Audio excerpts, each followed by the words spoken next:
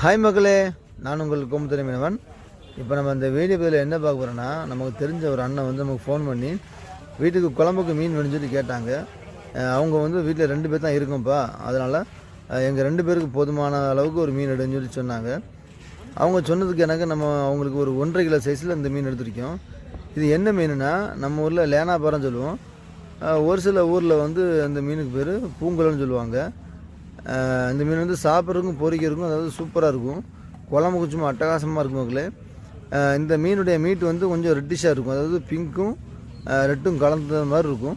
ரொம்ப நல்லாயிருக்கும் மக்களே. இது வந்து எப்படின்னா, இதோடைய ரேட்டு வந்து ரொம்ப கம்மியாக தான் போகும். அதாவது 230 ரூபா 250 ரூபா கிலோ அந்த மீன் வந்து ரேட்டு போகும். அதாவது கடற்கரையில் வாங்கினா அந்த ரேட்டு, நீங்கள் மார்க்கெட்டில் வாங்குறதா இருந்தால் 400 ரூபா அந்த ரேட்டுக்கு போகும். அதுக்கு மேலே இது வந்து போகாது.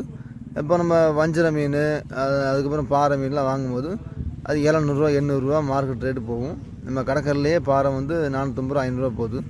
இது வந்து கடற்கரையில் எடுத்துகிட்டு இருந்தால் 230 ரூபா 250 ரூபாய்க்குள்ளே முடிஞ்சிடும் மக்களே.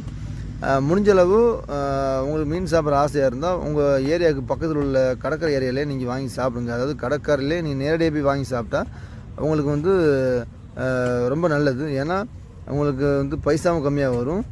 அதுக்கப்புறம் மீனுடைய அந்த குவாலிட்டியும் கொஞ்சம் உங்களுக்கு கொஞ்சம் அதிகமாக வரும். நம்ம திருப்தியாக சாப்பிட்லாம். நம்ம கொடுத்த காசுக்கு திருப்தியாக சாப்பிட்லாம்.